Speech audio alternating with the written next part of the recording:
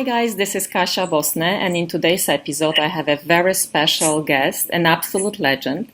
His passion for voice mastering perfection has turned him into the one of the most sought after voice builder and a vocal coach to the greatest singers, entertainers, and many stars. He's also an author, amazing singer himself, and a founder of a voice building technical app with the proven vocal methods. He has worked with the biggest Hollywood entertainers and singers, legends like Whitney Houston, Muhammad Ali, Liza Minnelli, Shirley MacLaine, which is one of my favorite, Frank Sinatra, Andrea Bocelli, Paul McCartney, Lenny Kravitz, Steven Tyler, Shakira, among many, many others. With such a testimonials and a long resume, it sounds to me like most of the Grammys can be absolutely attributed to him. So without further ado, I want to welcome one and only from a beautiful sunny California, Los Angeles, Gary Catona. Gary, how are you? How is LA? Well, today's not too sunny. It's sort of overcast, but it's a nice change. Oh, and actually I am having such a beautiful sun. As you could see behind me, it's nice and bright. I just had to close the window so you could hear me because New York is not like in LA. It's not so quiet. Right, so, right. So I'm so glad that despite the distance and time difference, we made it all happen. Thanks to wonderful technology, we are here. So this is fantastic. So when we met in Los Angeles, you told me an amazing story about your humble beginning, how you started, what was your breaking point. And obviously, looking at your resume, there is definitely something that you know and that you do that sets you apart from other vocal coaches. What is it that you do know or that you do that sets you apart from others? Well, first of all, I'm not a vocal coach. Voice builder. Yes, it's important to make that distinction. A voice builder, what I do is literally build the voice. Okay. Vocal coaches don't build voices; they train voices to do what it already does. See, I'm learning something. So when you build somebody's voice, what you're doing is you're building in the musculature of the voice, and you're developing power and resonance and range. You're really the way that you build your body in the gym. I do the same for the voice. So that's what distinguishes me from other people who work with voices. That's fantastic. And when we met in LA, in Los Angeles, you told me a funny story about Mike Wellington.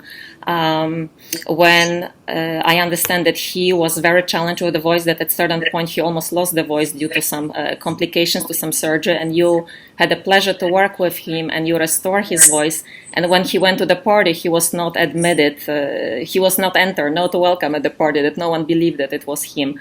Can you share that story? Was this a breaking point in your career? How did you start it? I love the story also about your roommate. So can you share the story? How did you start in this business? What was your breaking point? And the story about Mike Wellington. Mike Wellington. Well, what happened was I moved to Los Angeles and I was trying to make it like everybody else, but I had no money, I had no connections. And I was speaking to a PR person one night and he told me about a guy who lost his speaking voice because of some kind of mysterious vocal problem.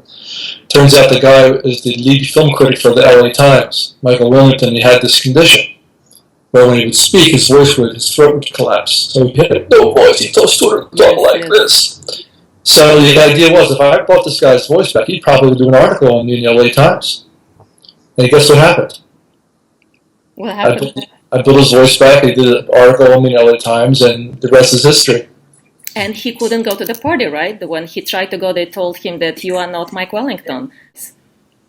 Well, he was known for not having a voice. So when he went to a party and was not allowed to go in because he could speak at that time. The person who threw the party came down and said, "Hey, how'd you get your voice back?" And he told the guy about me. This guy tells Shirley MacLaine. Shirley MacLaine calls me for voice lessons. Which is my favorite. I love her. I read all her books. I'm so obsessed about her. It's absolutely amazing. And when you grow up in a family, Italian family, music was very present. Obviously, Italian, just by definition, your language is like a music by itself. And as a young boy, you were inspiring singer. And I understand that through different vocal techniques and different vocal teachers, your voice got challenged, you had some challenges, and that's why it initiated some dedication to finding different techniques for the voice building. Is it what exactly happened? What exactly happened to your voice? Because I would imagine you would have today, you would have the best vocal coach, the best voice building coach, if you continued to your singing. Well, when I was a kid, my family played a lot of opera, so I became sort of obsessed with becoming an opera singer, and I had a very good voice, so I began taking lessons. Oh, you have a gorgeous voice. Gorgeous. And the more I studied, the worse my voice became. Wow. So I finally realized that what was being taught was not right, which led me to my own quest to find out how to make a better voice. And through that process of studying and research and experimentation, I put together what I call my voice building system. And I began teaching other people the way to make a living, and before I knew it, I was very well known. And my passion to become a singer, a professional singer, died down, and my desire to take what I do to the world got stronger. That's fantastic. So is it fair to say that behind every great coach, there is a great singer, and behind every great singer, there is a great coach? No, not at all. In fact, most great singers are... I knew I got it all wrong. That's why I'm talking to you.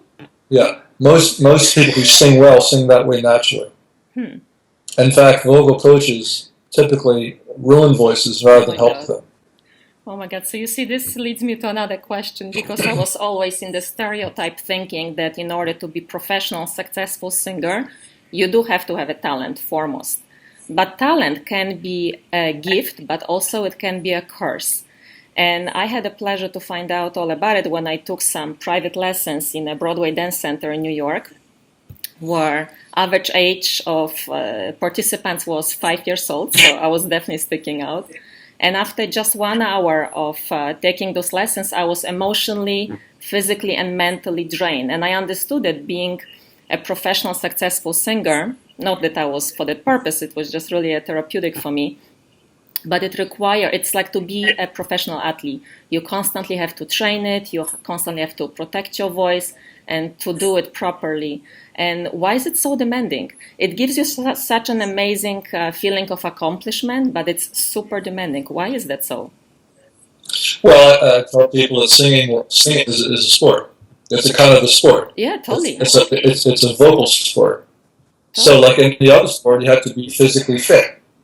The people that have good voices by nature, they're physically fit by nature. But even those people have vocal problems if they don't keep up their voices, work with their voices properly. So what would be, like you would say, correct routine for someone who is pursuing singing professionally? Is there a certain amount of hours they should exercise, certain diet, certain exercises, drinking some tea? Well, they should purchase my voice building app, my iPhone, or my Ultimate Voice Builder DVD. That's how you do it.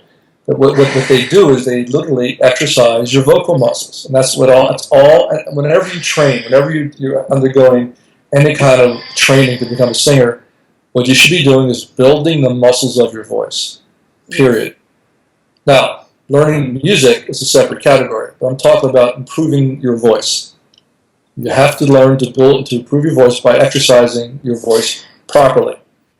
And what happens? And what happens when you get a cold or bronchitis and your voice is you lose your voice? It happened to me this year actually when I could not speak. Do you eat ice cream? The vocal cords swell up. Yes. When they swell, they don't vibrate properly. Exactly. And that's the problem. So when they don't vibrate properly, you don't make the right sounds. So do you just let it rest, or you just drink ice water, or you eat ice cream? I was told that this is the way to do it, that you need to drink ice water. It's heat. Heat. What'll help you is eat like tea and herbal teas and that kind of thing, but alcohol or cold drinks are not good. Okay, perfect. Because the vocal mechanism is made up of muscles. And heat generates blood flow, which is very healthy. That's fantastic.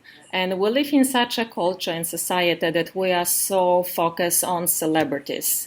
There are so many amazing shows creating the talent, looking for talent, like Voice or America Got Talent.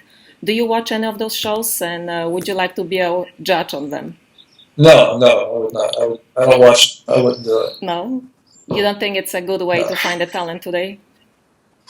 No, because it sends the wrong message. Overnight success, that kind of thing.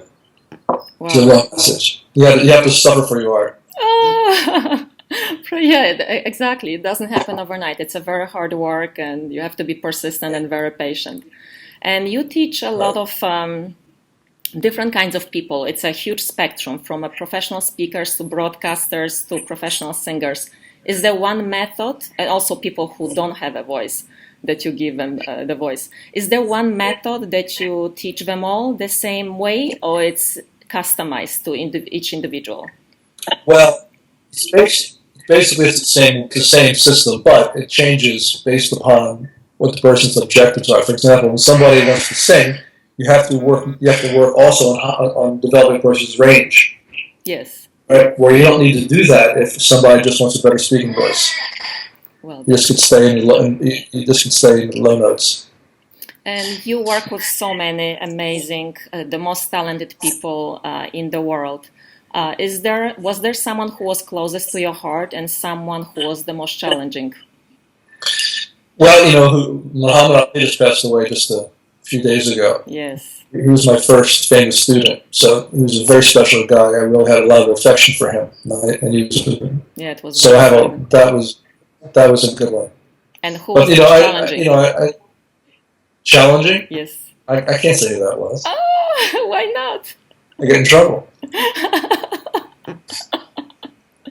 I would not Put say it anything this to way. Mama. Put it this way. What I do can be challenging. Well, that's But the part of being a teacher means the general problem with teaching celebrities is that they have very strong personalities, yes. and they tell people what to do. So they're not used to being told what to do.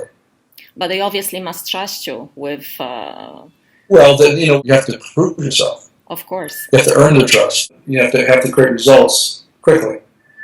absolutely.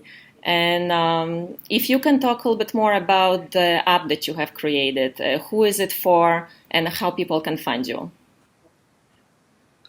Yeah, just go to my website, GaryCatona.com, and go to the product section. You'll see the iPhone, iPad app. And You go through the Apple Store too. and anyone It's called Voice Builder. and anyone can use it. Anyone Yes. can improve their voice, or And also there's a DVD called Ultimate Voice Builder, which people like. that's perfect. And Yeah. with so much already achieved success, you work with the biggest stars. You have such a long list of testimonials. Is there still anything that you would like to pursue, challenge, or do you have any regrets? Well, I would like to do what I'm doing, but I would like the whole world to do what I do. The whole world of voice do what I do, because I think it's the only effective system for building a voice. So I want more of what I've achieved. Well, that's fantastic. Thank you so much. It was such an absolute pleasure, and I'll see you soon. Thank All you. right. Thanks, sweetheart. Thank Take care. you.